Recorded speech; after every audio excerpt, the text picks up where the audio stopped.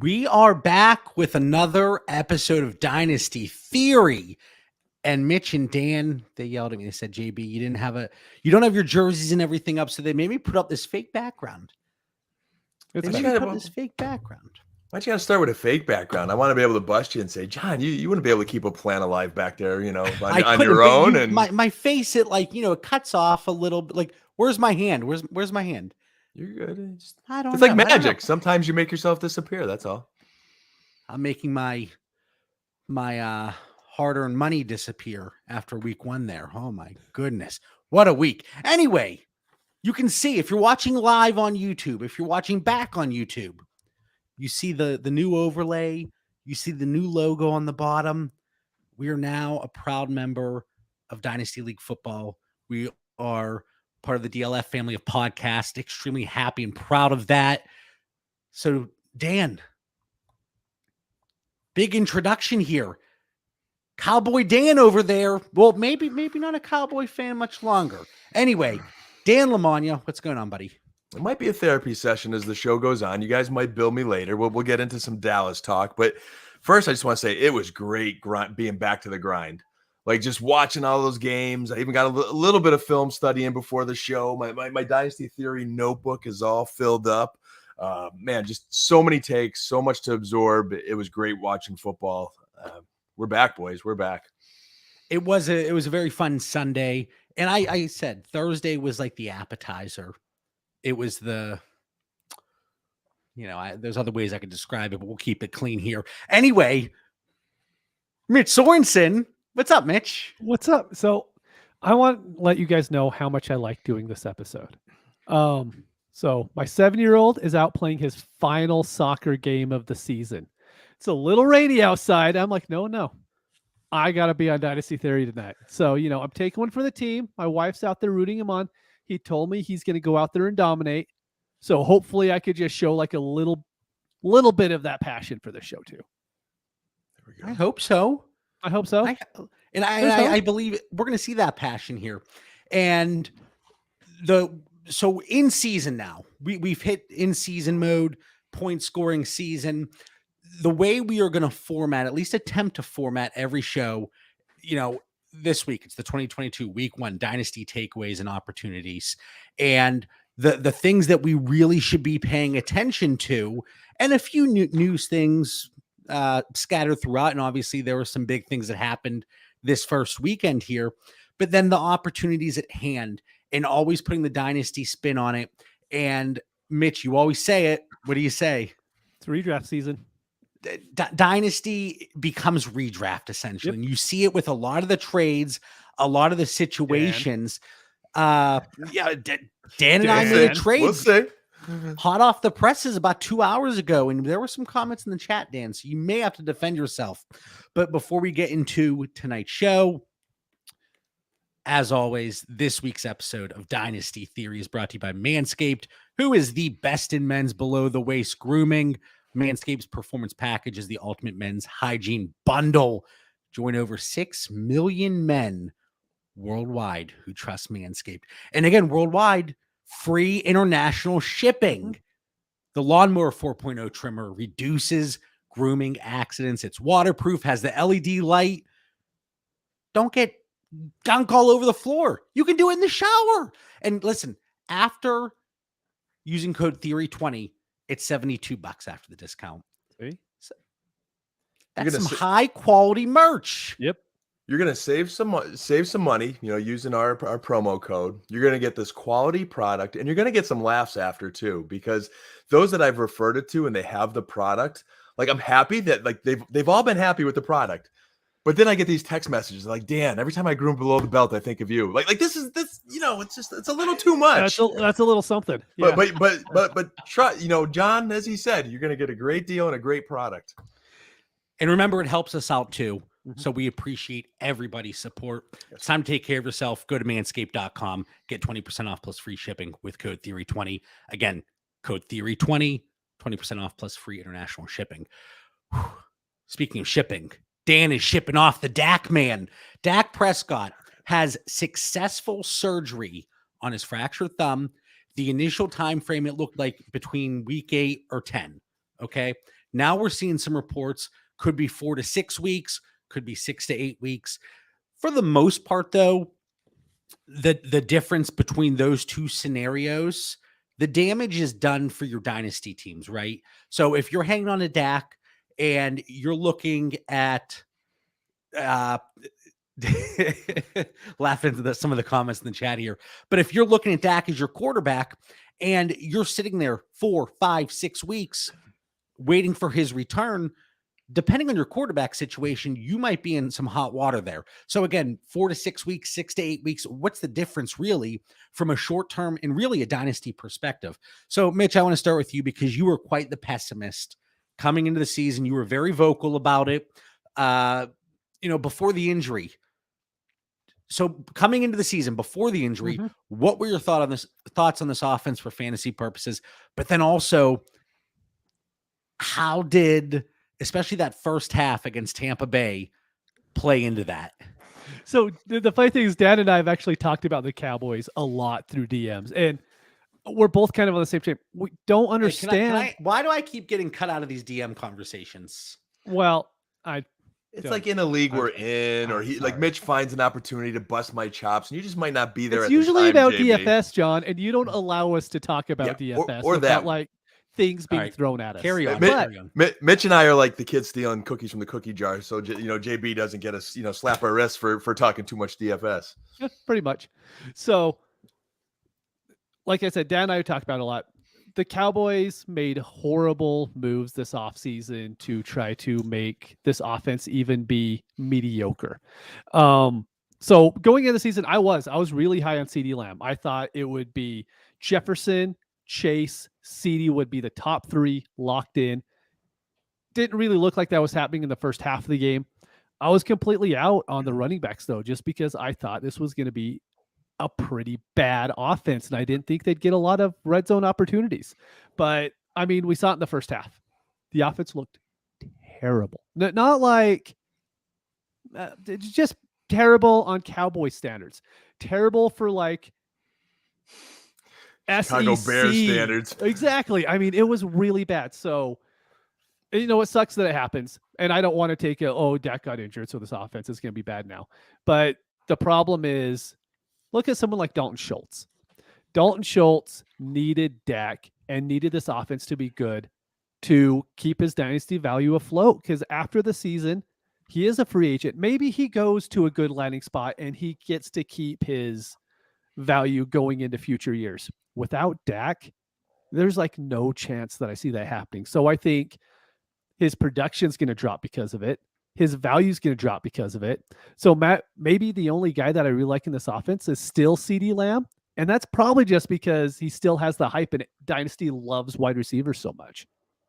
There's a lot to digest there. And I wish I would have jotted down every comment, every word that Mitch spewed from his mouth, because I would have thrown a red flag, just flag after another, one after another.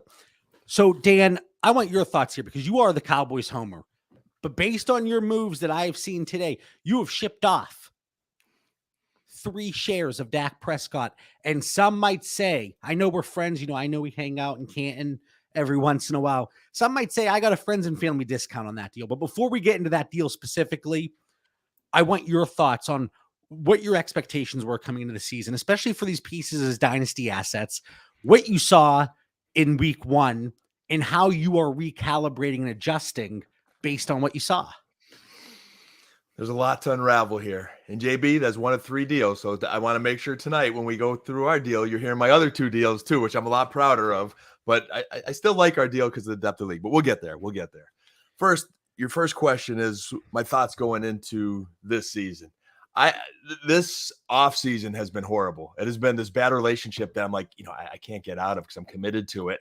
But, you're on the cusp of, having a special roster that, they lose to the Niners, and their path to, that 28-year drought of a Super Bowl. And, we beat ourselves in that game by not completely addressing O-line issues. So it's like, okay, this is the offseason. We're still close. This team's still young. There's still talent. And what does Dallas do? But, they botched the Randy Gregory deal, which didn't help the defensive side of the ball, even though the defense is still the strength of this team. We're wasting a good defense right now. But they let Amari Cooper go, which is not necessarily the end of the world. But when you are starting Dennis Houston and have to play Noah Brown and Simi Fajuco, who I'm even cutting to today, what are you thinking? These guys aren't even you're going to tell me T.Y. Hilton or Will Fuller is not better than Dennis Houston? How could you do that to your quarterback and your franchise? I can't imagine that locker room right now. And then you have offensive line issues, which was thin going in. They have to sign a 40-year-old, Peters, who's not quite ready yet. McGovern goes out in that game. So now we're starting a 7th-round rookie who shouldn't be playing in an NFL game week 1 either. You don't – and what tilted me was after the game, Jerry Jones goes, "We're surprised. Yeah, it was a tough day, Dallas fans, and it was really hard for you, but we're surprised."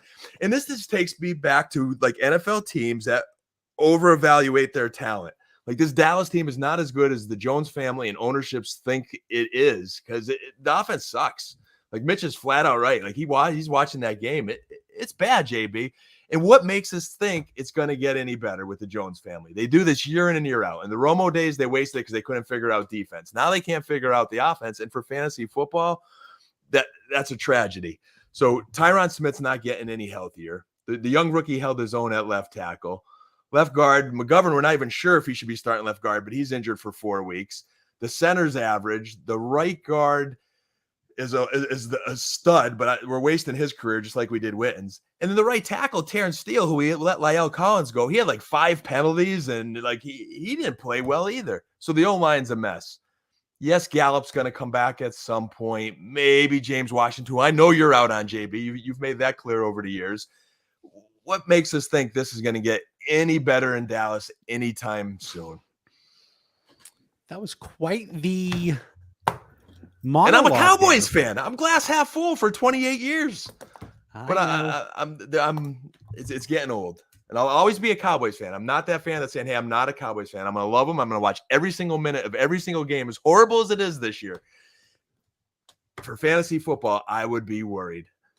Well, we have a comment in the chat from Kev. None of this makes Dak, who has never not been a quarterback one when healthy, a sell. But now, Dan, keep going. I got to intervene right away on that, because while Dak was in that game, now let's be straight on Dak Prescott. I love Dak Prescott. He's one of my favorite people in the world. I love him as the Cowboys quarterback, but I'm not naive to say he's not in the class. He's never been in the class of the Aaron Rodgers, the Josh Allens, guys that are going to elevate the team when the supporting cast is not that strong. So we saw that in that game. It's not the first time we've seen it, where when all the chips aren't around him and you don't have all day to throw, he struggles. He struggled to elevate. He did not elevate that offense in any way. I have no reason to think that won't change. Now, do I think he could be a very good fantasy quarterback again? Yes, but Dallas has got to fix the O-line. They got to fix the wide receivers. They got running back decisions coming up. Schultz is a product of the system. He's good for, a bunch of catches, but he's not giving you anything more. Now, do you think, to play devil's advocate, and maybe not so much devil's advocate, because maybe this is me actually asking and not just a hypothetical, but do you think it's a very short-sighted approach to look at it? Well, if they can fix things here, this is Dynasty.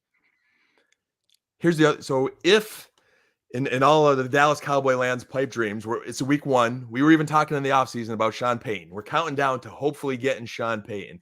If Coach Payton is there next year and the Jones family gets out of the way a little bit and lets them build this offense in time, I think there could be some short-sightedness, and I'll be trying to trade for more Dak shares at that time.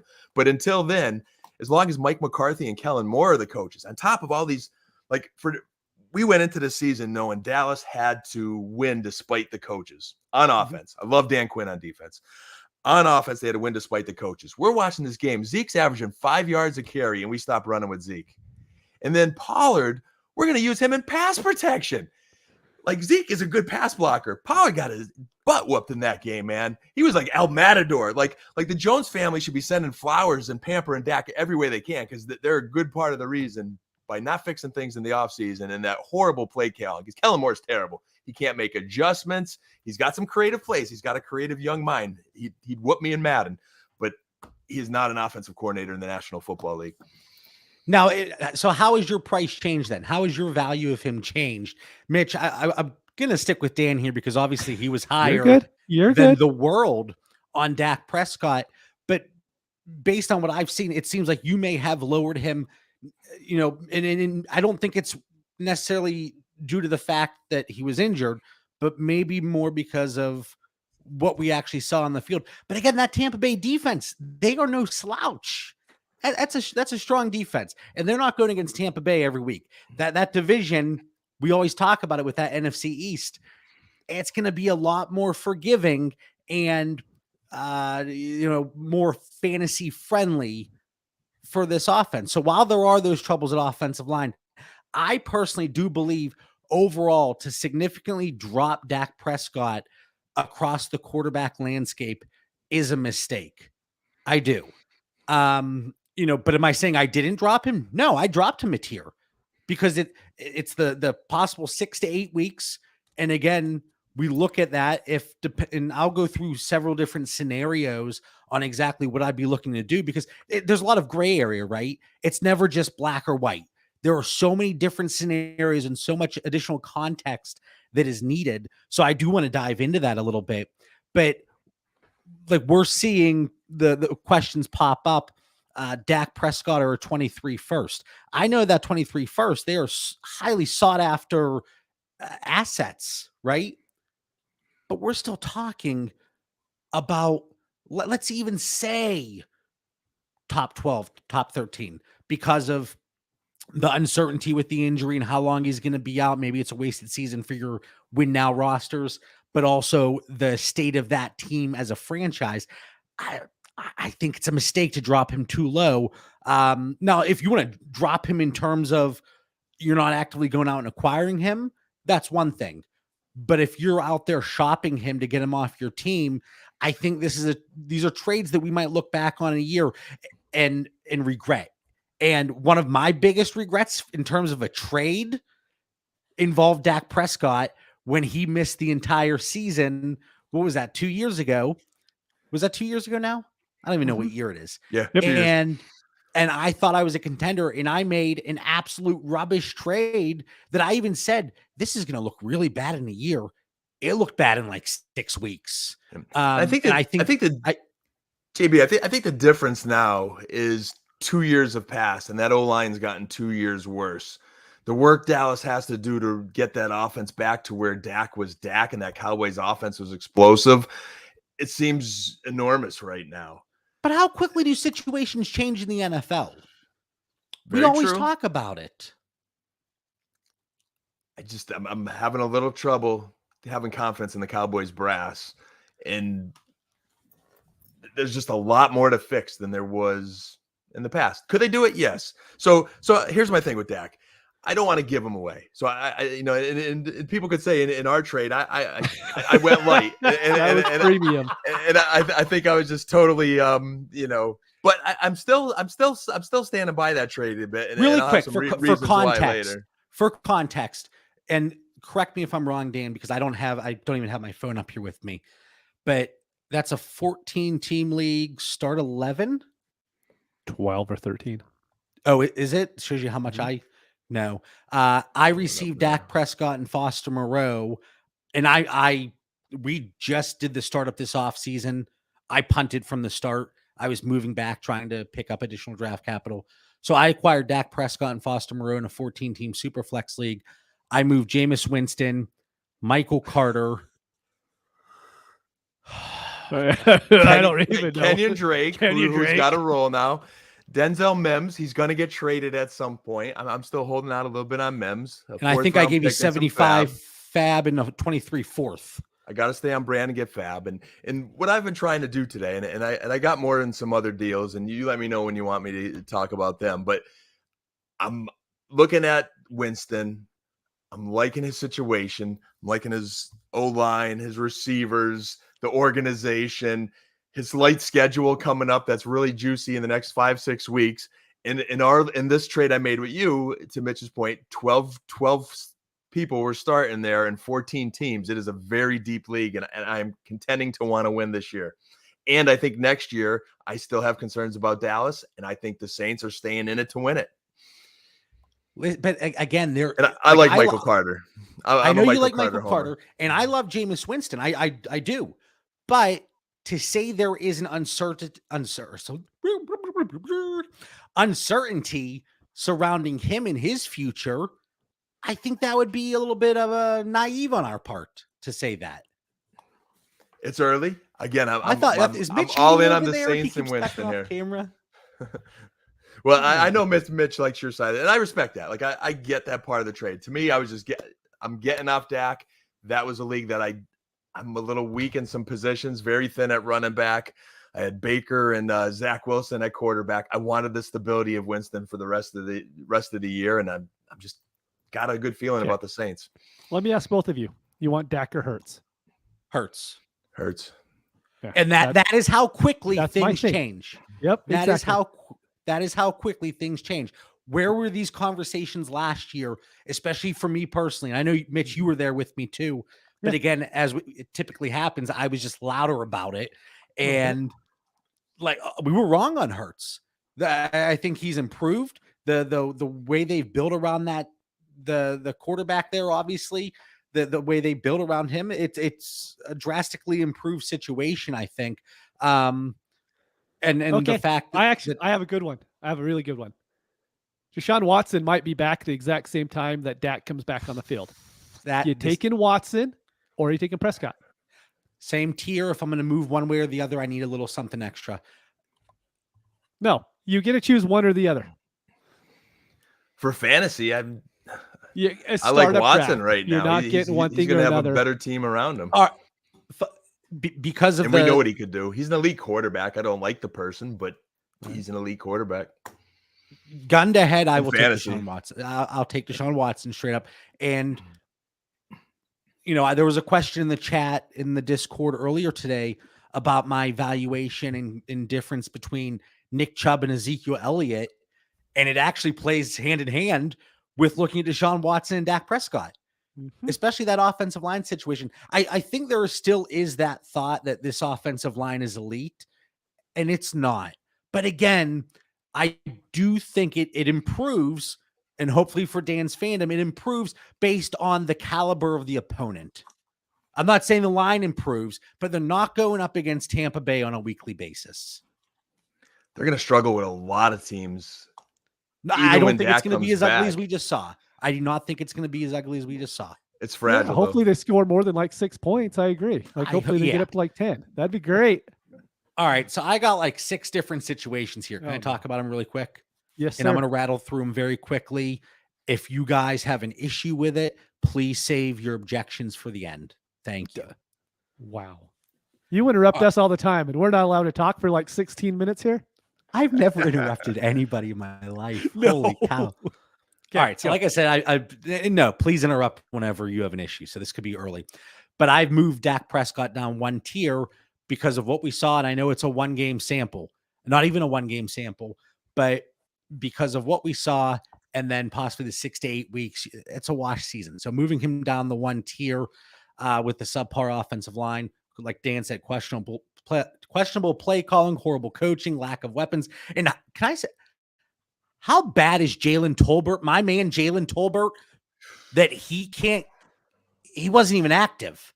That's another thing. Anyway. Dennis Houston is starting before him. I know. I'm not moving Dak in a 1-for-1 swap for somebody like Trey Lance, Justin Fields, Trevor Lawrence, because they have their own uncertainty. And listen, okay, let's not act like they don't. So for me, a move like that, good, to be honest with you, in a so many more years swap, to get better, though. Listen, it just doesn't make sense for me. I think you consider Trevor Lawrence. Doug Peterson might be able to get that ship in the right direction there. That's the key. Might be. Might. Yeah. You just said it. Might. So why am I not going to go with the better proven asset who's only 29 years old because he's going to miss 6 weeks? Because this team is sinking.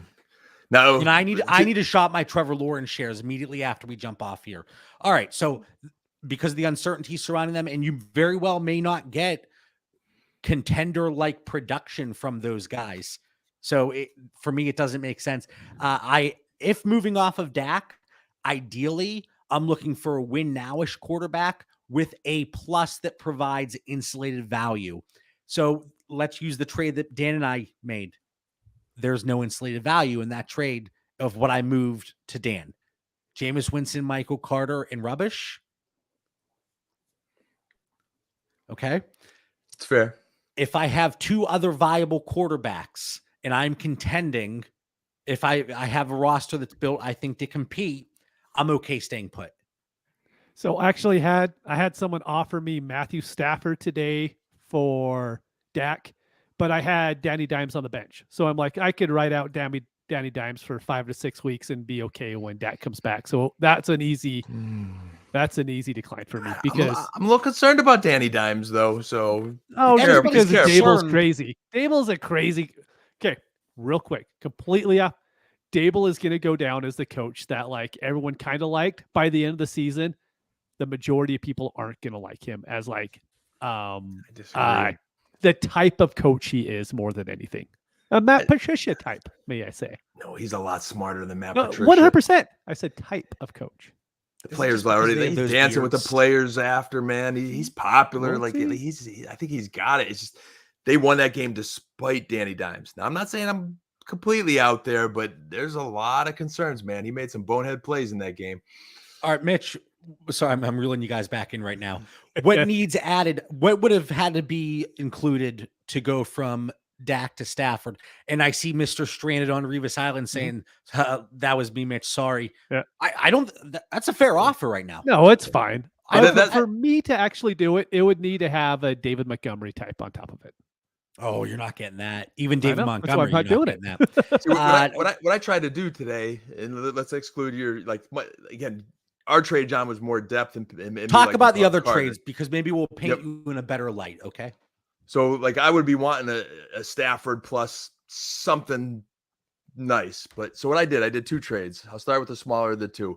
I traded Dak, Terrace Marshall, who I'm out on, and John Mechie. Now the Mechie I needed to move because it's a safe league and there's no injured reserve. So I didn't want to eat that roster spot all year. And I got Jameis Winston, Mike Evans, MVS from Kansas City, and then of course on brand $125 fab. So I was thrilled to get Mike Evans in my tier of receivers to go at Winston, who I'm very happy with this season, and I believe will be fine beyond. And then a little more depth in Scanling. So that was one trade. Yeah, that's certainly better, I believe, than the one you and I made. All right, what's your last one? And the other one I gave up Dak, ETN, Amari Cooper, Gesicki, and Tutu Atwell. So primarily Dak, and I think Rex Burkhead too, but primarily Dak, ETN, and Cooper. And I got Winston, Chase Edmonds, Damian Harris, Cortland Sutton, Sky Moore, and David Njoku. I probably mangled his last name like I always do.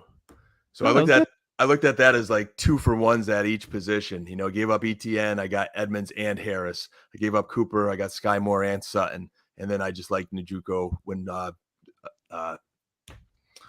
Watson comes back. I mean, you could lump Sky Moore and you could lump Sky Moore into that running back package because I'm taking Sutton over Amari straight up. Like that's as well. And what were the settings on that one? What was league size? Your standard safe league, 12 team, full PPR. Okay. All right. So back to my scenarios here, if I may. If I need a quarterback, I have Dak Prescott. Let's say I had Dak, Cousins, and Mac Jones. I am okay keeping Dak and then using other assets to target a low. Heck, give me Geno Smith as a depth piece. Like, looking at production versus what they would cost, I think there are options that you could backfill and buy you a few weeks. And if you truly are a contender, you should still be okay with a quarterback room like that. But again, I would be holding Dak in that situation and looking to bolster my quarterback room another way. straight up in any situation. And it's funny because I saw Gem Drafter Newts in the comments right about this gentleman. Straight up any situation, give me Russell Wilson. If it's Dak or Russell Wilson, Nope. I'm taking the cornball. That he's such a corny dude. Let's ride. Nope. Dynasty Theory. I'm just a little bit worried about Russ. I love his situation. Like, I mean, Sutton and Judy. I mean, it's so much better than Drew Lock last year or Teddy Bridgewater or whoever. If we're knocking Dak because of the supporting cast and the O line and the situation, then I'd rather take Russ. that into consideration for Russ. And talent wise, Mitch, before we got on the air, you just said to me, "Is Dak even a good quarterback?" I mean, it depends on what we consider. So is Russ a bad quarterback? I don't think Russ is a great quarterback by any means. I think he was a great quarterback. I think something's missing lately. He's not running anymore. Couldn't score in the red zone 3 times. Not all his fault. He's probably not top 12. Wait, what wise? Talent wise, as far as being able as a to dynasty asset, is he a top 12 quarterback? Sure, because people rank him there. For you, is he a top 12 dynasty quarterback? That's why I don't have him on a team. Russ could be, though. I mean, Denver's this thing where I need more of a sample size there than week 1. New coach, new coordinator, new everything. Like John's freezing. He's so sample startled. size. You just gave Dak Prescott away because of 2.5 quarters. John, this is 28 years, not 2.5 quarters, buddy. This is Dak dysfunction wasn't in playing Dallas. when he was 1. We need a new intro with dysfunction in Dallas because it is. I'm tilting, man. I'm tilting. Like what I'm saying with sample size with Russ is I'm a little bit concerned that there was a decline last year. Seattle lets him go. They go beat him with Geno Smith, but he did show some flashes there, with Judy and Sutton, and he's got weapons and a great running game around him. The man was out. He had surgery last year. Russ, but before he had surgery in the beginning, he was showing like what was going on. So I'm just saying, because he was handing the ball off 700 times a game. There's just a little bit of concerns there. Because he can't cook. I'm in between you and Mitch on the Russ takes there. I'm kind of playing both sides. I'm just saying I see where Mitch's concerns are. I see where you are, John, of having him higher than Dak in a good situation. So I have him in the same tier, but again, if I have to choose, give me Russ, Watson, Hurts. In the right situation, I believe you could get a Stafford plus or explore a 2-for-2 swap where Fields or Watson is involved, and then you get another piece that you like in that 2-for-2 swap. I mean, I feel like I'm taking crazy pills right now.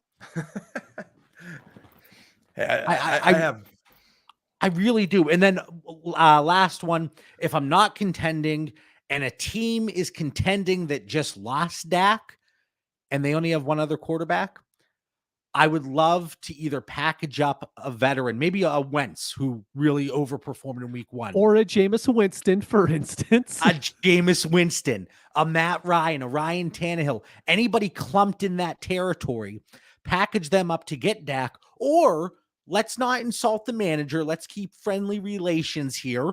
And I'm going to let you keep Dak, but I'm not necessarily contending. Maybe you will overpay for my Carson Wentz.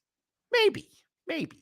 So those are my different scenarios. And we do have other things we want to talk about. So typically we say, before we switch though, don't switch yet. Don't shift gears yet though. One more thing on 2 things, actually. One, I'm seeing some of the comments there, and I've been seeing them in the Discord a lot. Will Dallas get Garoppolo? Will Dallas get a different quarterback? Will they bring in someone? The answer is no. They are going Cooper Rush all the way. If they need to put Will Greer in, they may, because he's still competing behind there. But the concern is this isn't a quarterback issue. Like, this is a team issue. Like, give me a guy. Like, John Elway was going to struggle behind that line this week. Like, it's a mess. It John really Elway, is he in his 60s? I think he would struggle. I needed a more modern. Who retired recently? I'll give you, but this is beyond a quarterback fixing in that offense right now. The issues are deep. And the second thing is with Winston, Olave, Michael Thomas, Jarvis Landry. He's got a good running game. He's got a good line. They've got a really good defense. They got potential there to have a really good season. And he's got a nice cupcake schedule coming up, which I'm looking forward to after Tampa Bay. But I'm really looking forward to that Tampa Bay game because I remember Bruce Arians saying he's not a leader. And I think he's going to go out and have something to prove. So it's going to be interesting. So Cooper Rush, if he is on your waivers, sure. You know me, I'm okay. Proceed with caution. But this is not somebody that you're going to feel comfortable, especially in a +6, -4 league. You're going to feel comfortable playing. To that point, John, in Superflex leagues, you don't have to play a quarterback in the Superflex spot. If you need for 1 week, just put someone else in. At least you're not getting negative points. All right. Completely agree. CD Lamb, I see him dropping like a ton of bricks. Yep. That's somebody that I'm targeting, especially if I'm not contending and I have somebody like a Mike Evans. I think that's a good example of somebody that a win now team may be looking at. And I'm not saying 1 for 1. By no means am I saying 1 for 1, but I would be able to add potentially to get up there to CD Lamb. We talked about Dalton Schultz, the running backs. I mean, I knocked CD Lamb down probably about half a tier. Like he got wedged in between and somebody got moved up. I'd have to look. But then Ezekiel Elliott, like that usage was baffling. Anyway, anything else on the Cowboys? Final thought here? No? Okay. Cam Akers. Mitch, are you okay selling low on Cam Akers? Well, yes.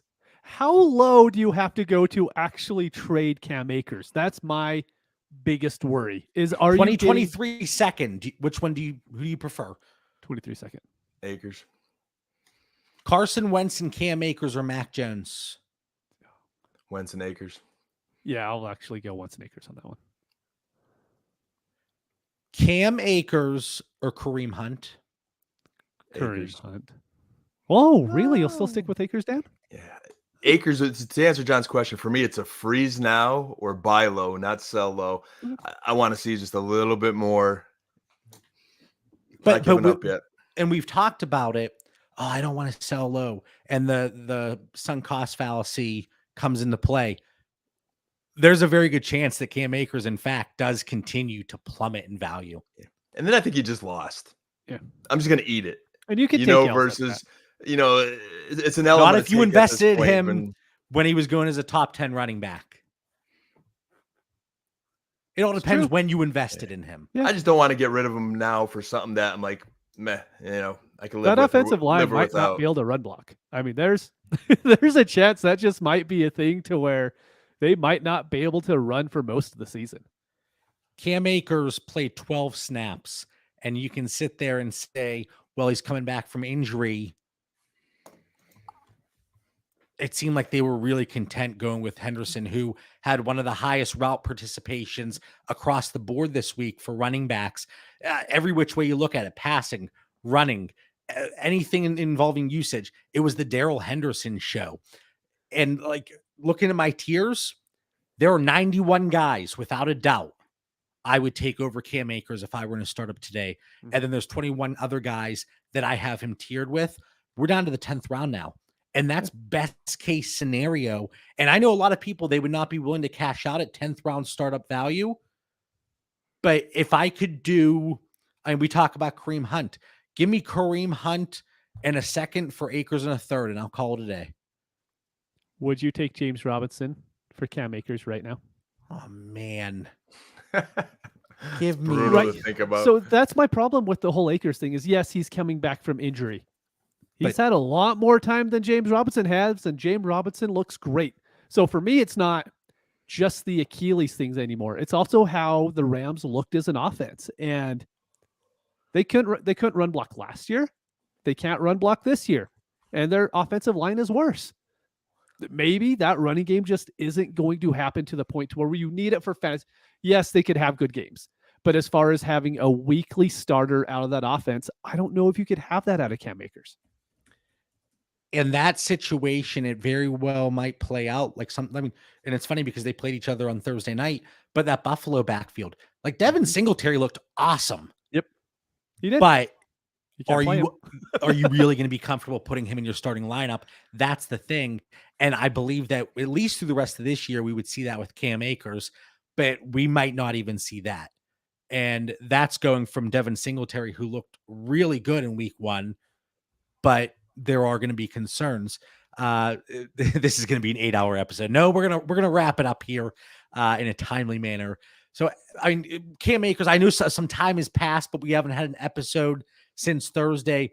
Any other thoughts? I mean, all we can really go off of is that week 1 usage, and we could chalk it up to the injury. And I know there was a soft tissue thing that popped up for both Darrell Henderson and Cam Akers, but who's to say for Cam Akers it doesn't linger if he's not involved in the passing game, which we talked about that being a concern throughout the offseason. It limits his upside. And we all know that. I'm not telling people something they don't know, but either you got to take a stand on Cam Akers. And I'm willing to get out at a discount from what people see. I was willing to get out. I shared some trades I did at the beginning of May. And at the time, people strongly disliked them. And I was getting rid of Cam Akers. One was for the 109 and a third. One was for Keenan Allen and a small piece. It was things that, but there was that concern there, and I wasn't willing to stay on that ride. So Dan, you're a little more willing to just bite the bullet and just let it ride, right? I like your stance where, hey, you took a stance and you got some good value back then. And then now I think when you gave some trade examples, like how you said Kareem Hunt in a second for Akers in a third, that little bit extra to make a deal work. I don't want just Kareem Hunt, but if I'm gonna get Kareem Hunt and a second, if I'm gonna get a couple pieces on the roster, I might be a little bit more intrigued of doing something. But I just don't want to get stuck with the guy I don't want, and then Akers all of a sudden does good, and I'm regretting it. I do still like Cam Akers. I'm going to play that out a little bit more unless the deal makes a lot of sense to help my team. And certainly, and I'm not saying by any means just giving him away. Mitch, Akers or Miles Sanders? It's so bad. It's Miles Sanders, though. It's a better offense. I was readjusting some of my tiers today. Nothing, I don't think nothing overly drastic, but Elijah Mitchell out 2 months. He came down a little bit. Once you get past the top 20, 21, you go from 22 to 41. I really don't know if I would argue too much one way or the other. Honestly, you're going to see some spike games, but overall, if pivoting off of one of these guys to another, the difference might be in the shorter term production, but overall, in terms of long-term value, I don't think you're really missing anything. And that's why I would like to make a move that gets me a bump up in draft picks or something involving a 2-for-2 swap where I move up in a position where I think I get an upgrade. So it is Akers or Zeke. I mean, same thing. Like Kev in the chat is saying, come on. I don't know what side he's come on in about there. Akers, I think he's got to be on the too much. Come on, take Zeke. I think is where he was going there. Yeah, much better. But what I'm wondering too, we're in that evaluation stage here. There were some early offseason reports I'm reading about how hard Akers is working, and then McVay's comments made me feel like, okay, something's not going right there behind closed doors. What is it? I'm hoping it's just a 1 week message and coming off a little slow recovery, but we'll find out. We'll find out real soon. Yeah, it's going to be interesting in going through as we do on the pivot point, looking at KTC, DTC, ADP, which will have to be adjusted now because we are in the middle of the season. But Cam Akers, he was a mid running back too. And there's going to be a very quick adjustment on him. And I put 2 polls out, and I think they were both 70-30. Damian Pierce or Cam Akers? That was funny. And it had 500 votes. And then I had Antonio Gibson or Cam Akers. That one might have been closer to 80-20. Yeah. And that is how quickly values change. Not necessarily saying they should or shouldn't, but from a market value perspective, the drop of a hat, it like clockwork every single year, every single month, every single week, every single play at times. Like, and that it really is crazy, even though we're playing a game that is so focused on the long term. But Cam Akers, I did drop him down a tier. But if you wanted to talk about Miles Sanders over him, I don't think I could argue. Antonio Gibson, James Conner, CEH at this point, who nobody wanted. I don't know if you could argue. I wanted him, JB. I wanted him. I drafted him a lot, and I'm loving it right now. Yeah. So I mean, I don't want to get too caught up here on Cam Akers just because it's not exactly fresh, but wanted to at least bring it up. Elijah Mitchell, this is going to be quick. He was already a super fragile asset. Now he's out 2 months. Yep. Not necessarily saying, and Jeff Wilson, somebody that was on waivers, was free. Okay. But to think that his upside or anybody else's upside who gets a chance isn't going to be capped because of Deebo Samuel, that's silly to think that. So yeah, you might get some games here and there, but you're still not feeling comfortable rostering Jeff Wilson. Somebody in the chat, did I say Jeff Wilson or Russ Wilson? Jeff. Okay, good. Because I do feel comfortable starting Russ Wilson, obviously. But can I do Jeff Wilson in a third for a second, and then I'm out? Like, yeah, I bet you could most leagues, to be honest with you.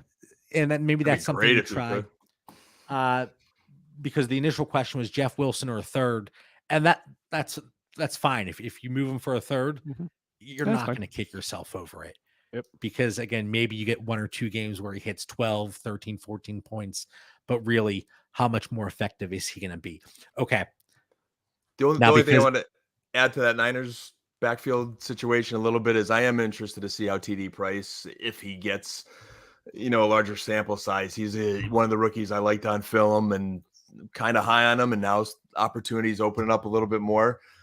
I'm not a big Jeff Wilson guy. I know he's had some flash games. I'll keep an eye on him. Jordan Mason, I think, is number 2 in the depth chart, but that might have been more for special teams. Yep. So I could see TD Price leaping him. I think he had 6 carries this week, Price. So he was part of their equation. So I do want to keep an eye on him, but not excited about anything because Deebo's really a big factor in that run game still. All right, so to wrap up the show, and I said pick one scenario. You guys know I didn't. Oh, God. Oh, me neither. But Mitch, I'm going to start with you because this has been the Cowboys show. So Dan's been talking the whole episode. I haven't gotten a word in it all.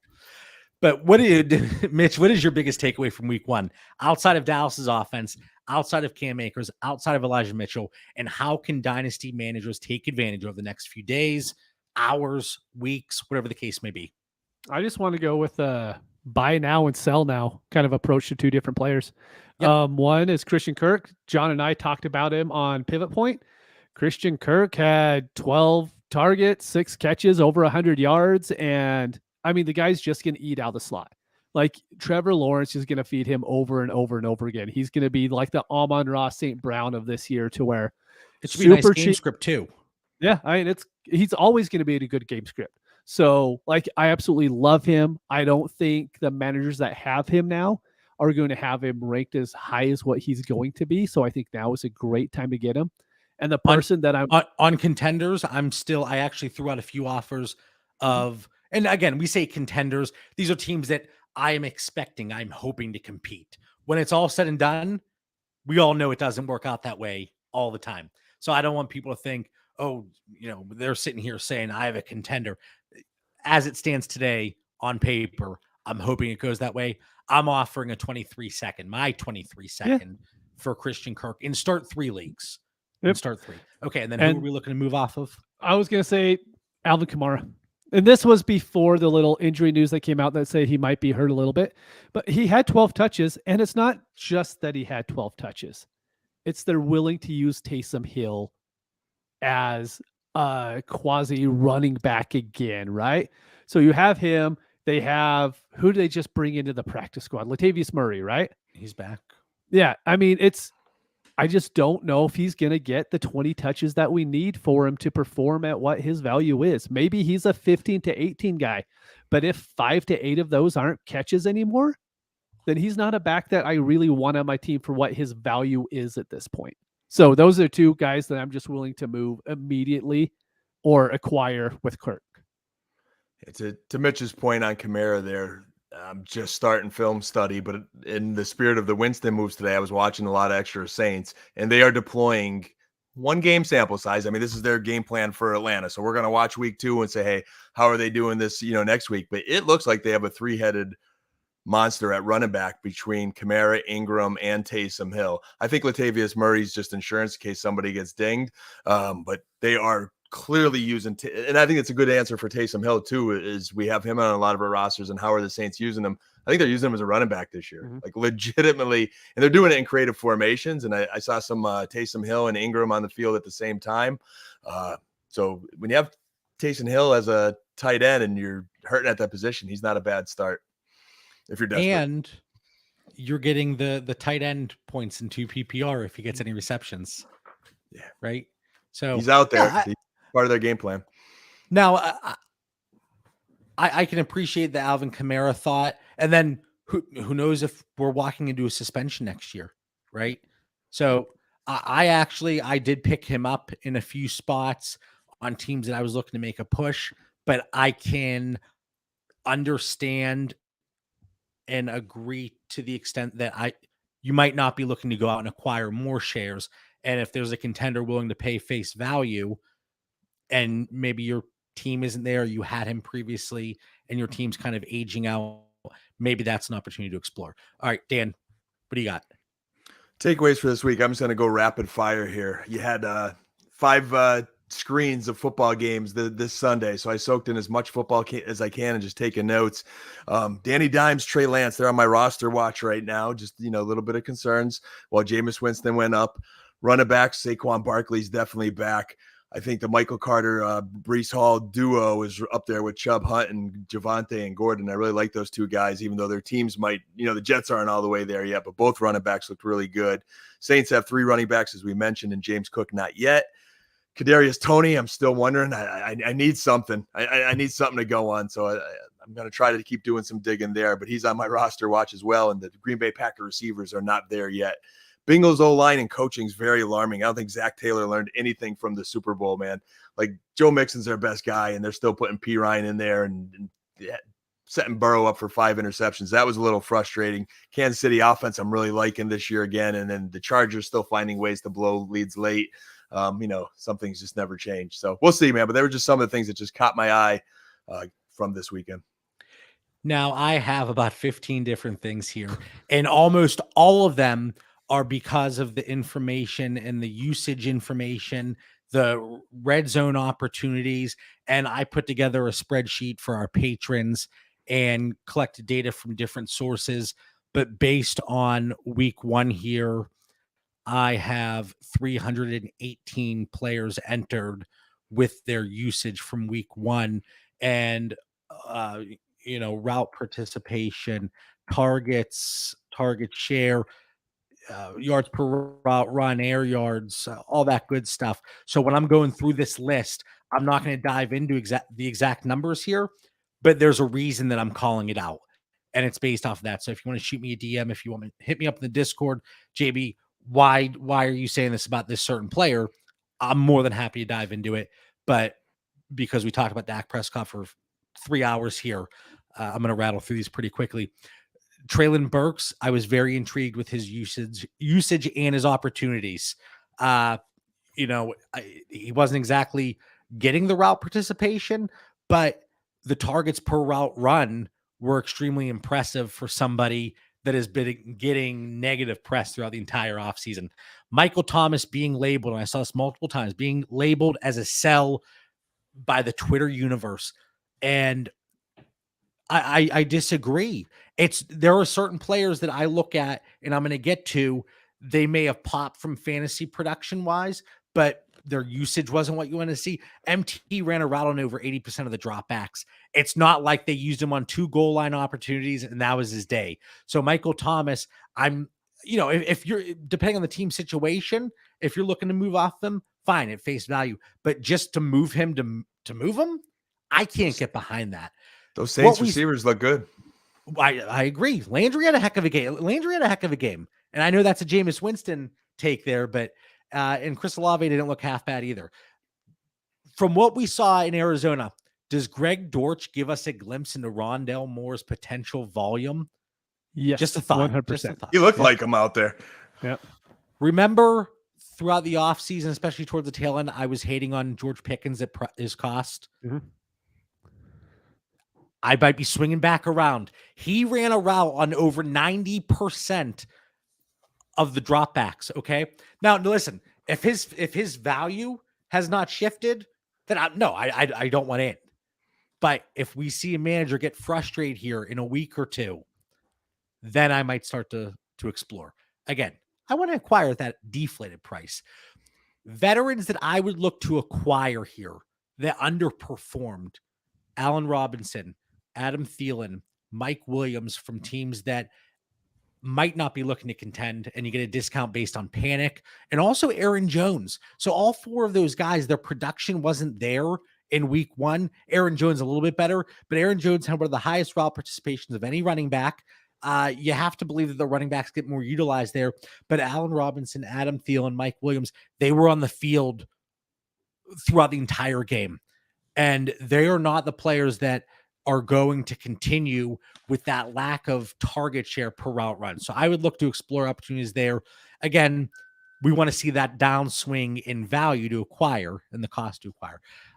Don't read too much in the Chicago-San Francisco game. Mooney, Kmet, Ayuk, especially with the receiver, from the receiving perspective. Garrett Wilson, New York Jets, saw 3 targets inside the 10. Only ran a route on 56% of the dropbacks. He commanded the same targets per route run as Jamar Chase at 23%.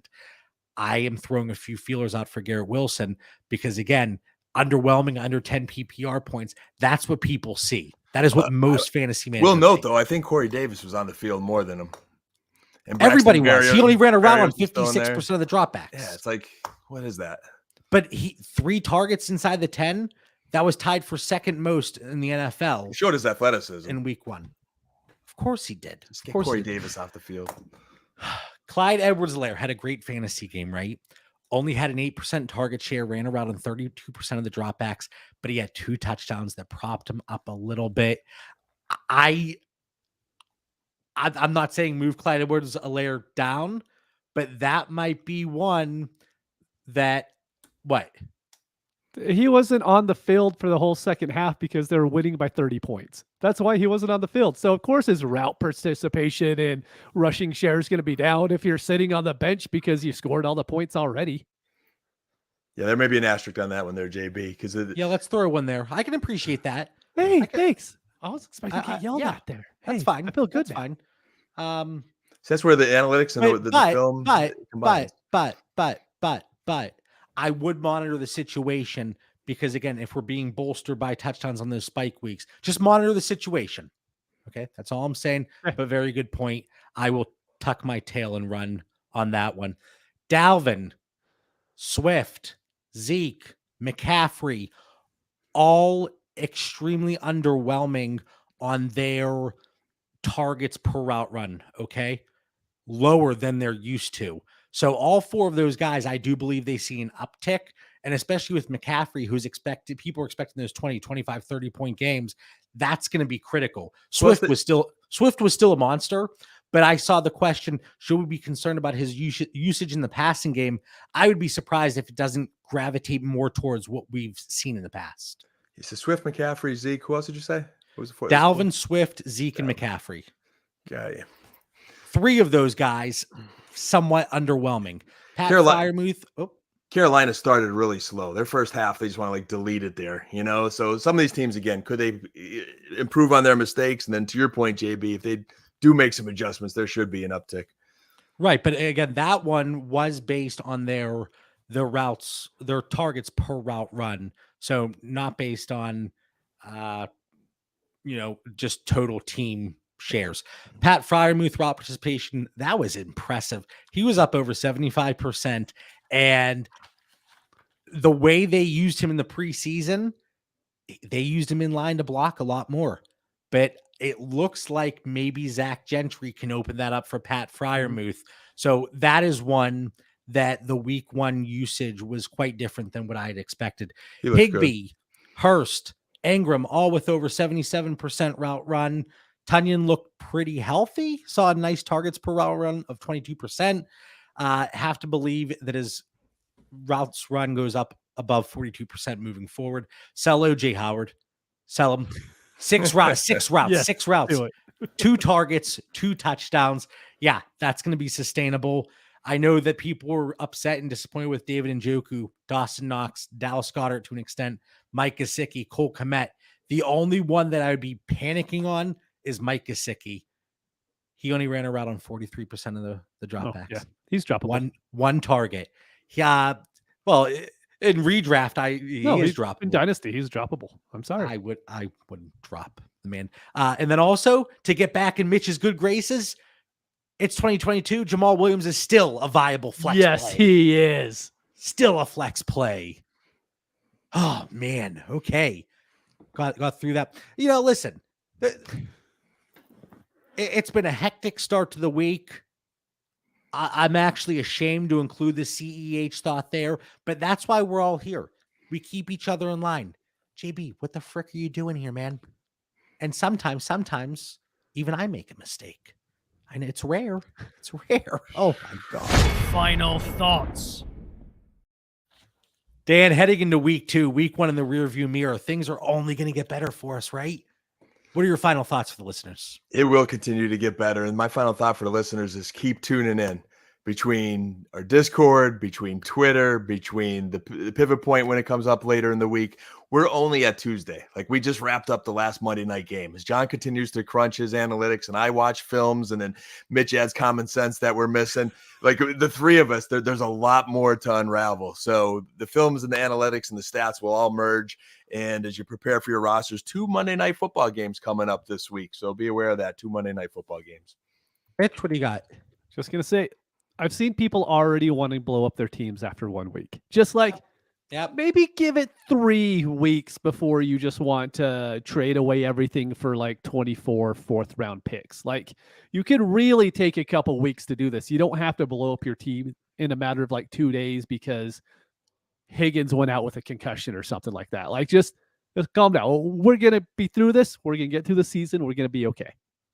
The situations and scenarios. So I'm going through my rosters today. The ones where I'm in the chat, I'm updating my trade bait. I'm saying so-and-so's on the block for this. They are players that my team, I've labeled it. I have all my teams labeled, and I've had them labeled as a team that I'm looking to rebuild. And maybe it's a team that I still have a David Montgomery on the roster. I couldn't move him during the offseason. Hey, any running back in any teams, David Montgomery is on the block. And that name I'm just throwing out there for example. But then I'm also looking to actively acquire these guys where the perception might be negative, but based on my team build, I'm going out and sending offers for CeeDee Lamb. I'm not getting any bites, but I've seen a lot of conversations on our Discord and ideas getting thrown off the wall that is inspiring people to go out and make a deal, and they get it done. And that's kind of one thing that is just fantastic about the Discord community. So check it out. Mitch, did you just on us?